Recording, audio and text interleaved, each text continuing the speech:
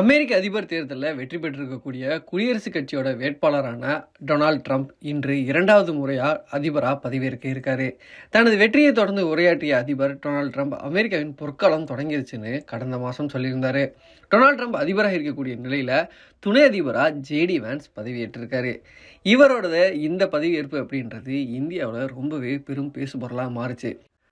அதற்கு காரணம் ஜேடி வான்ஸோட மனைவியான உஷா சிலுக்குரி ஒரு இந்திய வம்சாவளி. உஷா சிலுக்குரி ஆந்திர மாநிலம் வட்டூரை சேர்ந்தவர் ஆவர். இவரோட தாத்தா சென்னையில் பணியாற்றியவர். உஷாவோட பெற்றோர் 1970களில் அமெரிக்காவோட சாண்டியா நகருக்கு குடிபெயர்ந்தாங்க.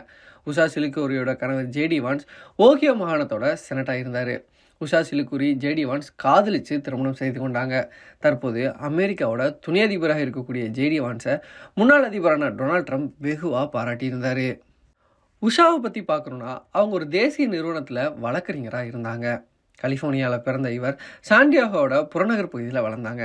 தனது பள்ளி படிப்பை ரான்ச்சோ பென்சிகுட்டோவில் அமைந்துள்ள எம்டி கேர்மல் உயர்நிலைப் பள்ளியில் முடித்த உஷா பல்கலைக்கழகத்தில் வரலாறு பாடப்பிரிவில் இளங்கலை பட்டமும் கேம்பிரிட்ஜ் பல்கலைக்கழகத்தில் நவீன வரலாற்றில் எம்பில் பட்டமும் பெற்றிருக்காங்க.